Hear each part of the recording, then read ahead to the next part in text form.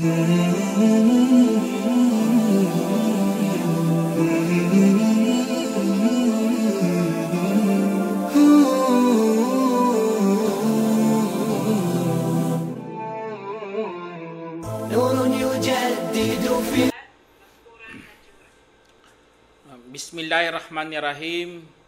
Assalatu assalam ala asyrafil salin wa ala alihi wa sahbihi ajma'in, amma ba'd. Assalamualaikum warahmatullahi wabarakatuh. Mga kapatid sa Islam, nandito naman po tayo para magbigay ng Islamikong pagpapayo patungkol ito sa pamamaraan ng mga propeta sa buhay. Opo mga kapatid sa Islam, ang mga propeta ng Allah subhanahu wa ta'ala ay pinili o hinirang talaga ng Allah subhanahu wa ta'ala para pag-aralan ang kanilang mga talambuhay, ang kanilang mga kasaysayan, o kaya kanilang mga ginawa, ang kanilang mga sinabi, o ano pang mga ginawa nila. Kasi nga sila ang dapat nating, o kaya karapat dapat nating sundin ang kanilang mga yapak. Kasi nga sila kahit paiba-iba panahon, paiba-ibang mga panahon, paiba-ibang mga lugar, paiba-ibang mga tao, kahit kaharap nila mga matitigas ang mga puso, ay nangaral pa rin sila. O kaya nagpakatuwid pa rin sila sa kanilang mga buhay. Kaya dahil doon, susundin natin ang kanilang mga kapamamaraanan, mga kapatid. Sa da'wa man, sa kanilang pakikitungo man, sa kanilang mga magagandang pag-uugali, o ano pang mga bagay na makakatulong sa atin para makamit ang kabilang buhay. Kaya ang mga propeta, mga kapatid, ay nangaral sa mga tao. Tingnan nyo kanilang mga pangangaral, mga kapatid. Ang kanilang pangangaral sa kanilang kapamaraanan ay hinaluan nila ng pagkahabag. Yun pala ang sa atin, mga kapatid. Kulang. Kapag tayo'y mangaral, dapat may kaakibat yan na habag o awa sa mga tao. Kasi nga ang Allah subhanahu wa ta'ala, meron siyang nabanggit sa Quran, sabi niya, A'udhu billahi minasyaitanir rajim.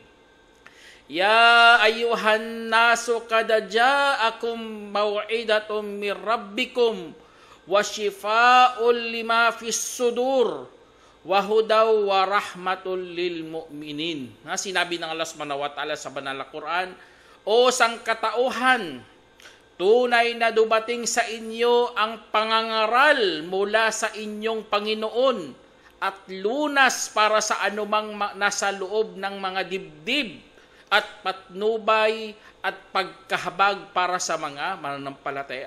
Kaya sa binanggit ng Allah subhanahu wa ta'ala, meron siyang nabanggit na may habag ang pangangaral. Kaya sa ginawa ng mga propeta, mga kapatid, doon natin lubos na unawaan bakit tumagos ang kanilang pangangaral.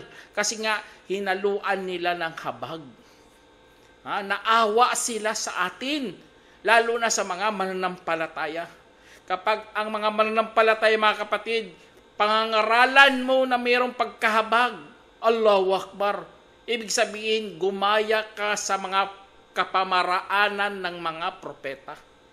Ang iba kasi kapag mangaral sila, subhanallah, napakalupit, napakasakit pakinggan ng kanilang mga pinagsasabi. Parang kaharap nila ay kaaway. O kaya kaharap nila, parang nabihag nila sa labanan. Audubillah. Kaya hindi nila nasunod ang mga pamamaraanan ng mga propeta. Hindi sila may higpit, mga kapatid, sa mga mananampalataya. Napakahabag nila kapag nangangaral sila, naawa sila. Gusto nila ililigtas lahat ng mga tao sa impyerno. Kahit ang propeta Muhammad sallam, hinambing niya talaga sarili niya na para siyang na pinipigilan niya ang mga tao papunta sa impyerno. Ang mga tao para makulisap kapag nakita nila ang mga apoy, ay kusa silang sumusuklab doon, sila mismo ang pumupunta. Ngunit ang propeta salam, tumayo siya sa apoy at pinipigilan ang mga tao. Kaya dahil yun sa habag ng propeta salam, dahil sila, ang mga propeta, mga kapatid, anong ginawa ng mga propeta? Kasi nga, kinuha nila ang kapahayagan ng mahigpit na walang paglilihis. Kapag mayroon silang utos, ginagawa nila. Kapag mayroong mga pinagbabawal, lalayuan nila na walang paglilihis. Ibig sabihin ng paglilihis, mga kapatid, wala silang mga interpretasyon na lumalabo o kaya lumalabo. Wala. Hindi ganun ang mga propeta, hinahawakan nila ang kapahayagan. Katulad ng sinabi ng Allah subhanahu wa ta'ala, sabi niya, وَكَتَبْنَا لَهُ فِي الْأَلْوَاحِ مِنْ كُلِّ شَيْءٍ وَمَوْئِدَةً وَتَفْصِيلًا لِكُلِّ شَيْءٍ فَخُذْهَا بِقُوَّةٍ وَأْمُرْ قَوْمَكَ يَأْخُذُوا بِأَحْسَنِهَا سَأُرِيكُمْ دَارَ الْفَاسِقِينَ. Sinabi ng Allah subhanahu wa ta'ala, at sinulat namin para sa kanya sa mga tableta ang lahat ng bagay bilang pangangaral at panlilinaw para sa lahat ng bagay. Kaya kunin mo ito ng malakas at utusan mo ang iyong mamamayan na kukunin nila ito ng may pinakamabuti dahil aking ipapakita ang mga tahanan ng mga tiwali. Kaya dyan sa sinabi ng Allah, sinasabihan dito si Musa, alayhisalam, na si Musa alayhisalam, tuturuan niya ang mga tao, pangangaralan niya, ililinaw niya, ano pa, wakunin niya ang mga kapahayagan ng may lakas. Allahu Akbar. Kaya yun ang mga kapamaraanan na dapat nating gayahin, mga kapatid.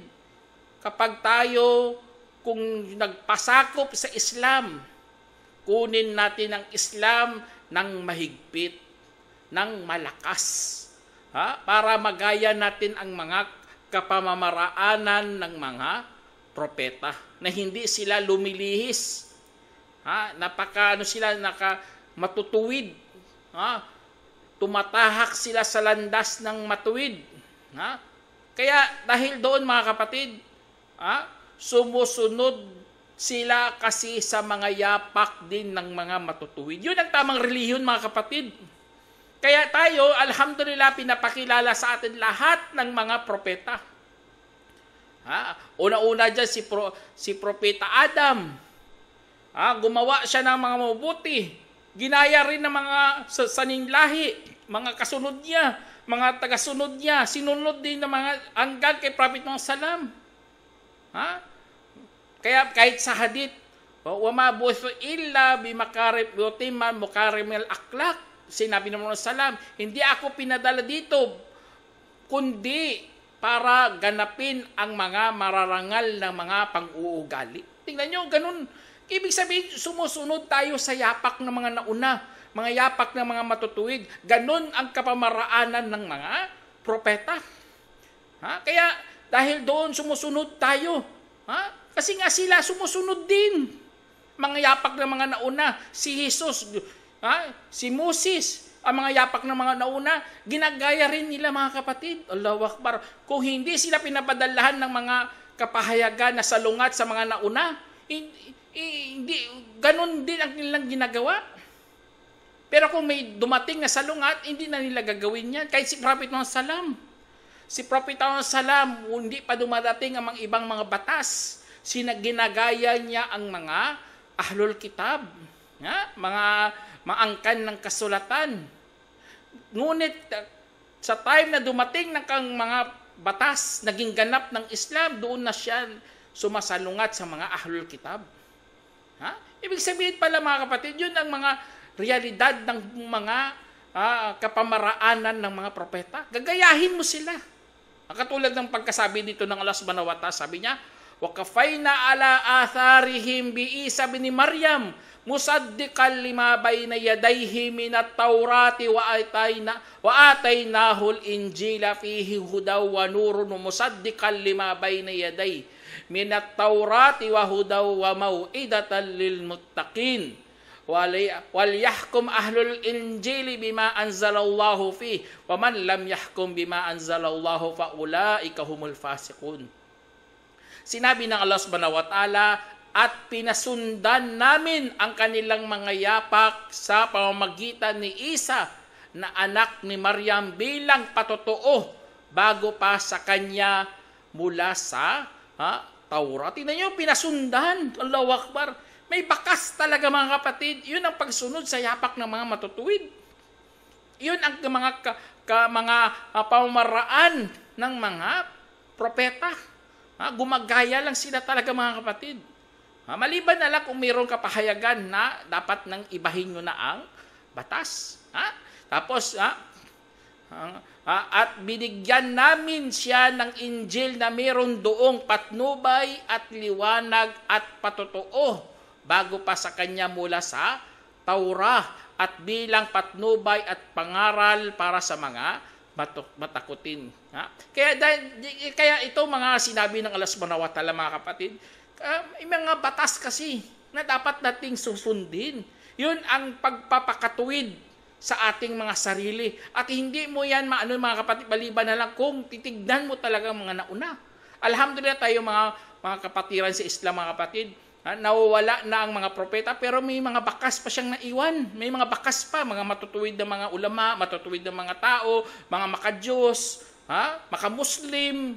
Doon natin makikita kasi nga may mga yapak na dapat susundin generation to generation. Yun ang pamamaraan ng mga propeta. Allahu Akbar. Kaya alhamdulillah. Tapos sa mga propeta mga kapatid, ang kanilang mga kapamaraanan din, sila po ay nagpapasakop sa Diyos. Muslim na Muslim, ibig sabihin niya, nagpapasakop talaga sila sa Diyos. Kahit masakit pa sa kanilang kalooban. Allahu Akbar. Napakasakit minsan ng mga utos ng Allah subhanahu wa ta'ala pero dapat nilang sundin. Ganon ang pagpapakumbaba ng mga propeta. Ganon ang kanilang kapamaraanan. Katulad sa kwento ni Propeta Nuh alayhis salam.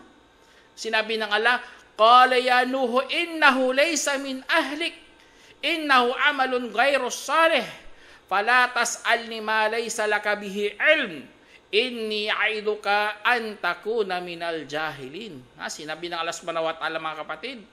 Kanyang sinabi, O Nuh, tunay na siya ay hindi kabilang sa iyong pamilya. Tingnan nyo sa kwento kasi dyan, ang kanyang anak ay hindi sumunod sa kanya. Inaanyayahan niya na sumakay doon sa arka. Ngunit sumuway at sinabi pa na aakyat na lang siya sa bundok para makaligtas doon sa bagyo o sa baha. Kaya natangay siya ng baha. Nagkaroon ng malaking alon at natangay ang kanyang anak. Kaya si Propeta Nuh alayhis salam mga kapatid, humiling kay Allah subhanahu wa ta'ala na sana iligtas mo ya Allah ang aking anak. Kaya sinabihan siya ng Allah, innahu laysa min ahlik. Hindi mo yan siya kapamilya sapagkat siya gumagawa ng gawain na hindi matuwid. Kaya wag kang humiling sa akin na wala ka namang kaalaman, tunay na ikaw ay aking pinapangaralan dahil ikaw ay nagiging kabilang na sa mga mangmang. Tingnan nyo, ganun na ganun ang pagkasabi ng Allah. Nagiging mangmang na kasi bakit ka nananalangin o bakit ka humihiling kay Allah? Na siya po ay hindi na kapamilya mo. Kasi nga naligaw na ang anak ni Nuh alayhis salam. Kasi may mga, ibig sabihin, ang pananampalataya mga kapatid, meron talagang palugit. Sa time na yung palugit doon, kung sinong sumakay sa arka, mananampalataya na. Kung hindi ka sumakay, ibig sabihin na palugit tapos na, hindi ka na mananampalataya, hindi ka na matuwid. Kaya kaya dahil doon sa hatol ng Allah, mga kapatid, ang mga propeta, kanilang kapamaraanan, lalo na si Propeta Nuh, tinanggap nila yan kahit masakit sa kanilang loob.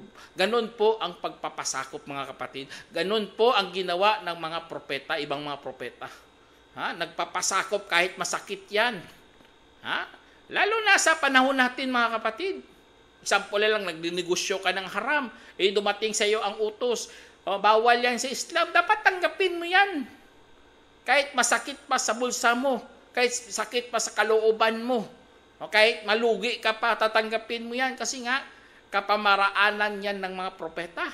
Nagpapasakop sila kay Allah subhanahu wa ta'ala ng lubusan.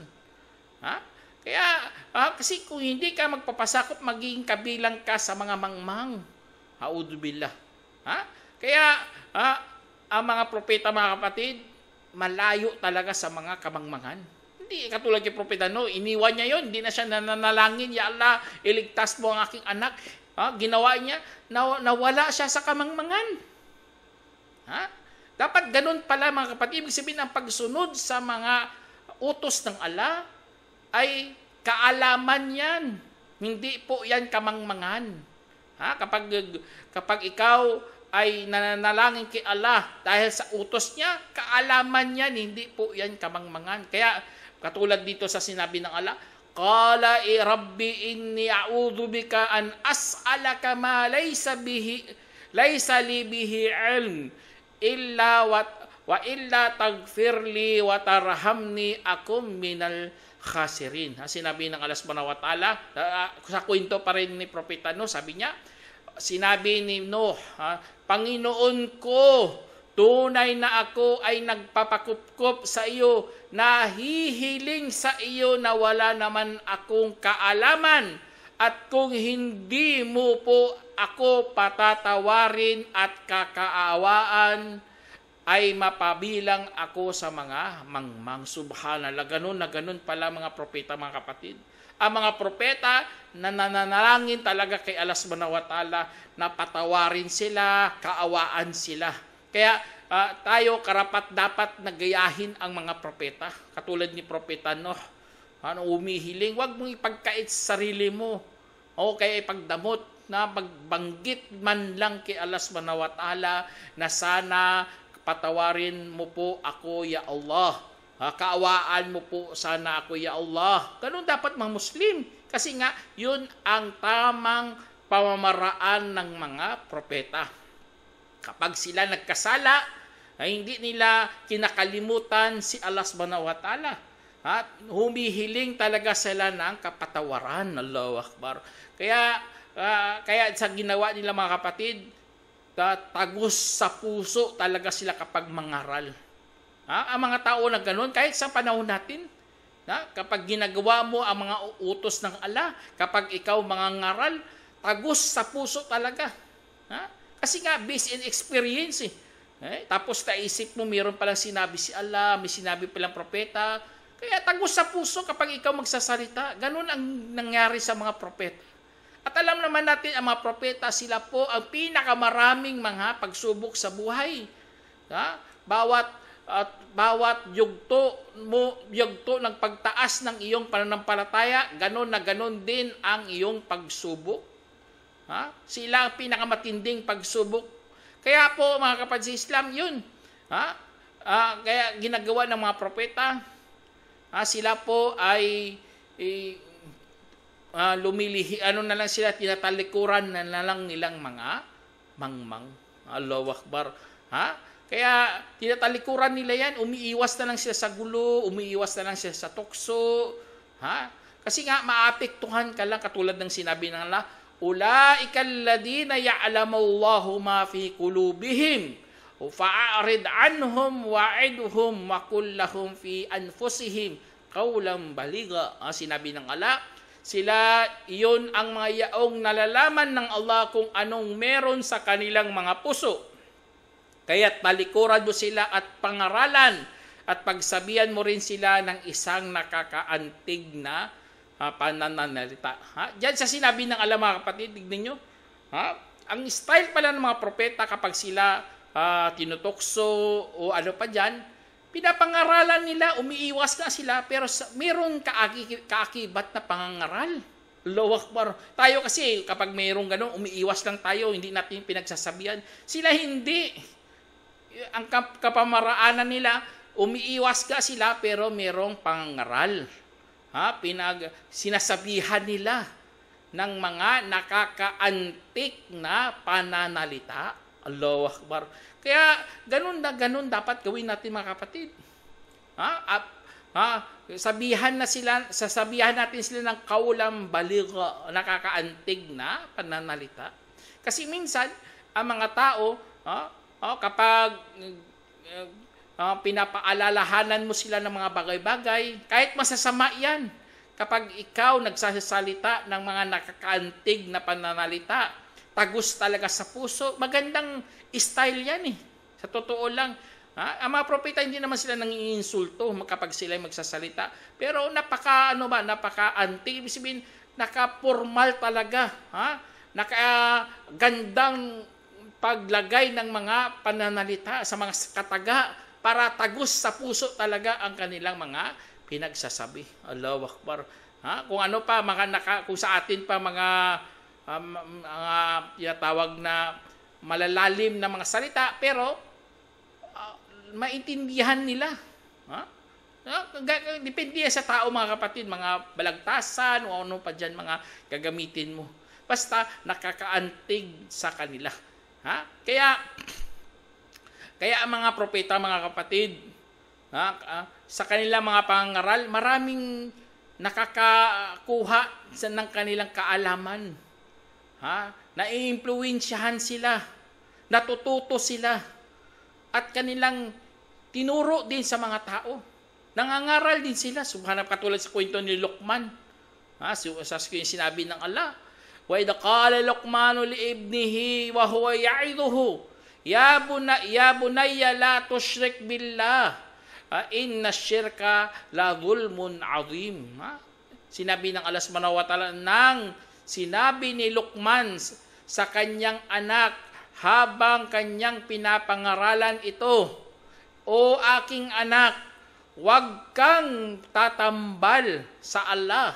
Katotohanan, ang pagtatambal ay talagang matinding pang-aapi. Kaya dyan sa sinabi ni Luqman mga kapatid, yun, na-impluwensyahan si Luqman ng mga propeta. Ibig sabihin, kapag tayo nangangaral mga kapatid, maraming makakapakinabang sa ating mga sinasabi, lalo na mga patungkol sa Diyos. Itong unang napakalaking karapatan to pinakaunang karapatan. Karapatan ng alipin sa Diyos na dapat nating sampahin lamang si Allah. Yun, tingnan nyo si Luqman, hindi nga to napabilang sa mga propeta Napabilang po si Luqman sa mga matutuwid ng mga Bani Israel. Ngunit ginagaya niya ang mga propeta. Kasi nga alam naman natin ang mga kapamaraanan ng mga propeta na ipangaral ang kaisahan ni Allah subhanahu wa ta'ala. Na huwag siyang bibigyan ng katambal. Kasi ang katambal, tama naman talaga napakatinding pang-aapi yan sa Diyos. Alam naman natin, hindi natin kayang apihin ang Diyos, pero gawain mo na yan, pang-aapi yan. Nagbigay na lahat-lahat ang Diyos, tapos doon ka sumasamba kay Kristo, doon ka sumasamba sa mga Diyos-Diyosan o sa mga rebulto o dubillah. Kaya sa mga mga kapatid yan, mga propeta, yun ang mga bunga nila, nangangaral na tuloy ang mga matutuwid. Allahu Akbar. Tapos ang mga propeta, sila po ang mga huwaran talaga yan sa pag-uunahan sa paggawa ng mga kabutihan. Sila, tingnan nyo, si Jesus, subhanallah, napakatindi ng kanyang ginawa. Nag-uunahan talaga mga si Propeta Muhammad, si Propeta Dawud, o sino pa mga propeta. Makikita mo sa kaysaysayan, mga ano talaga sila, mga mga kilala, mga bantog ng mga propeta sa paggawa ng kabutihan. Allahu Akbar. At alam naman natin, kapag gumagawa ka ng kabutihan, ay papunta ka talaga sa paraiso ng Allah. Tapos, ang mga propeta, mga kapatid, sila po ang mga taong matimpiin. Matitinding kanilang pagtitimpi. Tapos nagpapaumanhin. Palawak. Ito, grabe talaga eh. Nagpapaumanhin sila katulad din sinabi ng Allah, alladhina yunfikuna fi sarra'i wa dharra'i wal kadhibina al ghayza wal 'afina 'anil nas wallahu yuhibbul muhsinin. Sinabi ng Allah, mga yaong gumugugol sa oras ng kaginhawaan at kagipitan at mapagtimpi sa puot at mapagpaumanhin hinggil sa mga tao at minamahal ni Allah ang mga nagpapakabuti. Tingnan nyo, ganun na ganun mga propeta, mga kapatid. Katulad din natin, kung gagayahin natin sila sa pagtitimpi, sa pagpapaumanhin, Allahu Akbar, mamahalin tayo ng Allah kasi nga nagpapakabuti tayo, nagiging muhsin tayo. Alam naman natin ang muhsin, ihsan yan. Yan ang pinakamataas na antas sa paggawa ng kabutihan. Na description sa hadith, ang ihsan, parang nakikita mo si Allah. Kung hindi mo nakikita si Allah ang nakakita sa iyo. Ganun na ganun ang paggawa ng ihsan. Kaya kung ikaw ay kabilang dyan, mga kapatid, kasi ginagaya mo mga kapamaraanan ng mga propeta, Allahu Akbar, mapabilang ka sa mga muhsin. At mga propeta, mga kapatid, kapag sila nakagawa ng kasalanan, bumabalik loob kagad kay Allah. Kahit ang propeta salam nga humihingi ng kapatawaran kay Allah. 70 to 100 na beses sa isang araw lamang yan. Allahu Akbar, sa isang araw. At kasi nga, ganun ang mga propeta. Ano sila, astagfirullah, dinadamihan nila. Kaya dahil sa mga ganun, mga kapatid, alam naman natin mga propeta, hindi yan sila nakagawa ng mga malalaking kasalanan. Maliliit lang yung ginagawa nilang kasalanan kasi tao, tulad din natin. Nakagawa silang maliliit, ngunit nagbabalik loob rin kay Allah. Yun pala ang susundin natin kung kapag gumagawa tayo ng masama, nagbabalik loob tayo. Hindi, gagawa ka lang ng masama, tapos yun lang, period. Wala ka nang gagawin ng iba. Mas magpapakasama ka na lang lagi. Hindi, ganoon mga kapatid. Dapat ikaw, bumangon ka sa putik. Kapag nadapa ka sa putikan, bumangon ka kagad at maglinis. Ganon ang paghingi ng kapatawaran kay Allah subhanahu wa ta'ala. Ganon ang kapamaraanan ng mga propeta. Meron nga sinabi si Allah subhanahu wa ta'ala, sabi niya, walladina idha fa'alu fahishatan aw zalamu anfusahum dzakarullaha wastaghfaru lidhunubihim wa may yaghfiru dhunuba illa Allah wa lam yusirru ala ma fa'alu wa hum ya'lamun.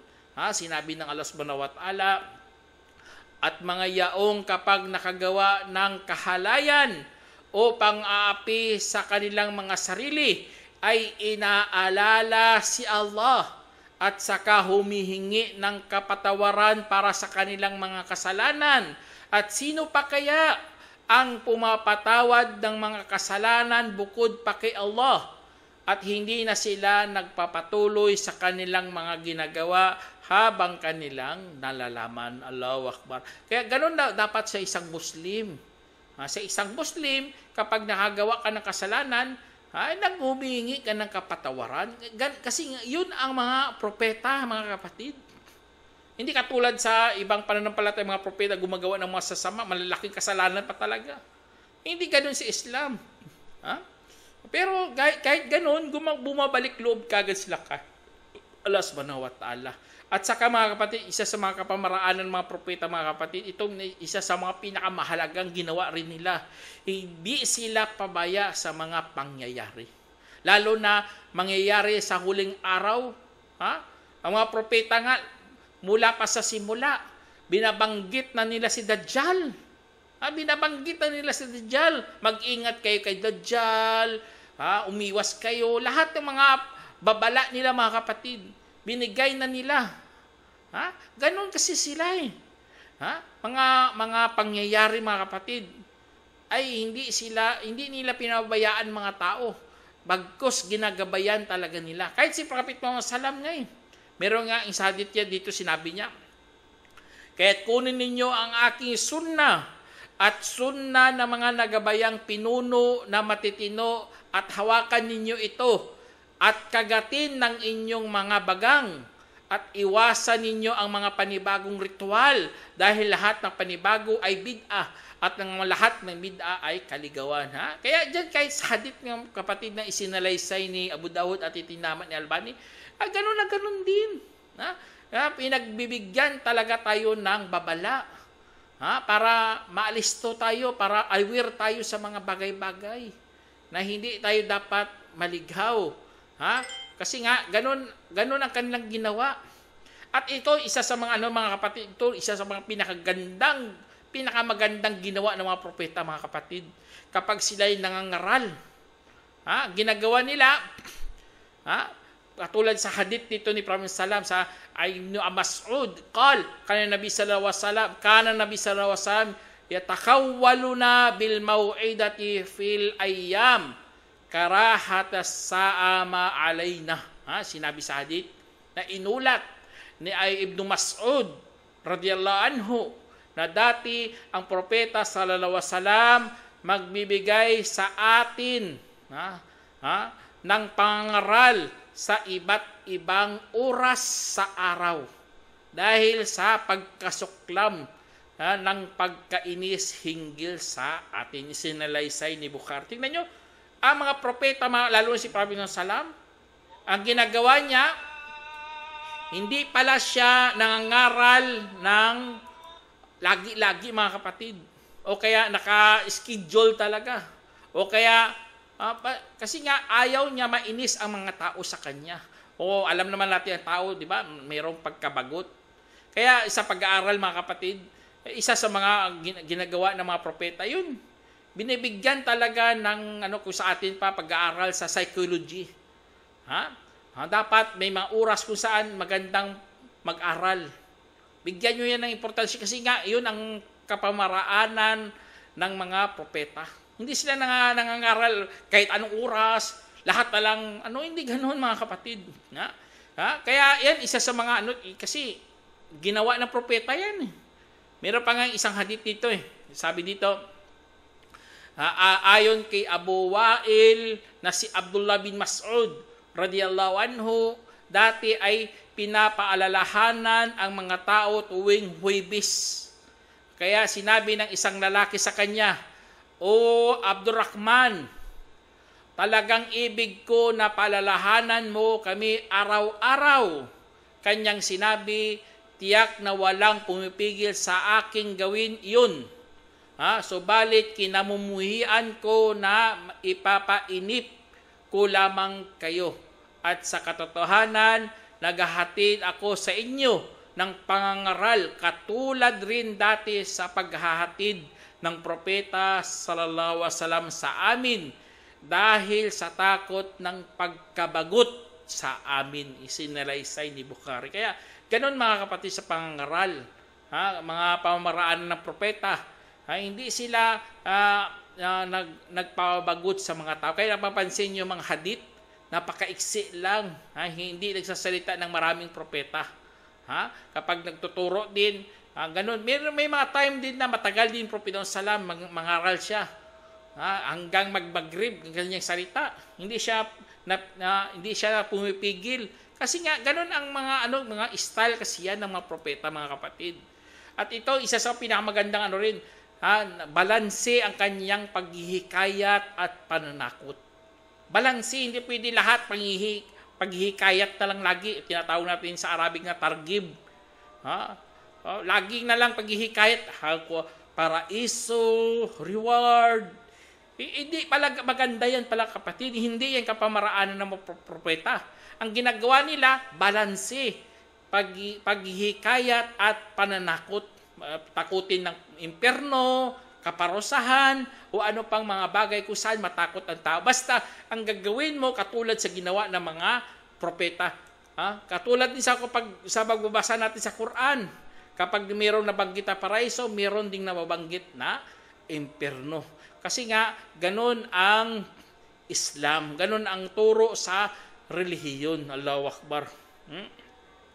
Kaya, yan ang isa sa mga pinakamagandang katuruan ng Islam. At isa sa mga turo ng kapamaraanan ng mga propeta, mga kapatid, kapag nakikita mo na mga tao tumitingin sa iyo, tumititig na lang sa iyo, tapos naghihikab na, tapos sumasandal na sa bawat isa, ibig sabihin i-stop mo na ang pagkukwento. Kasi nga wala na yan.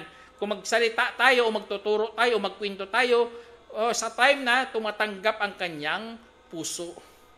Sa time na tumatanggap ang kanyang puso, yun, pwede ka magkwento dyan. Pero kung tingin mo, lumilihis na siya, ayaw niya na makinig, kanyang mata, tumititig na lang, parang wala nang laman, subhanallah, i-stop mo na yan ang iyong kwento. Inshallah, ganun ang yun ang mga style kasi yun sa ng mga propeta, mga kapatid. Kasi yun ang tao din sila eh. Meron din silang pakiramdam. Alam din nila kung ano ang limitasyon ng tao. Alam niya rin anong kakayahan mo. At ang Allah subhanahu wa ta'ala, sinabi niya talaga sa Quran, innal insana khulika daifa, at katotohanan nila lang ang tao na napakahina. Napakahina natin. Kaya dahil doon, mga kapatid, hindi natin upo ka lang dyan, makikinig ka lang, hindi ka nababagot, hindi ka napapagod. Maliban na lang kung ikaw wala kang ginagawa, okay lang yun, wala kang ginagawa, nakikinig ka talaga. Pero kung isampol mayroong gagawin, siyempre distracting na rin sa iyong pag-iisip yan, hindi ka na makapag-concentrate dyan. Kaya alhamdulillah sa mga ganito mga pag-aaral, mga kapatid, binibigyan talaga natin ng oras. Pero kung isampol ang kausap mo, siyempre hindi naman tayo magkaiba naman ang iba. Yung iba, makinig lang sa'yo 5 minutes, 10 minutes. Wala problema yan. Basta kapag nakikita mo nalilihis ng kanyang puso, mga kapatid, parang pagod na, ayaw na makinig, stop mo na kagad ang kwento. Tapos ito pa, mga kapatid, ang mga propeta, lahat ng emosyon ng mga tao, mga kapatid, nararamdaman din yan ng mga propeta ng Diyos. Kaya dahil doon, nalalaman natin ang mayroon silang hamon na hinaharap din sa buhay nila. Kaya inshallah, pag-aralan talaga natin ang kwento ng mga propeta. Sana meron kayong napulutang aral, mga kapatid. Hanggang dito na lang. Assalamualaikum warahmatullahi wabarakatuh. Waalaikumsalam warahmatullahi wabarakatuh. Alhamdulillah, Masya Allah, barakallahu fiik ya Ustaz, sa iyong naibahaging kaalaman sa oras na ito. Naway timpalaan ka ng Allah at may sulat na ito ng Allah sa ating kalaan na isang mabuting gawa. At جمعية الدعوة نور، الدعوة للجميع.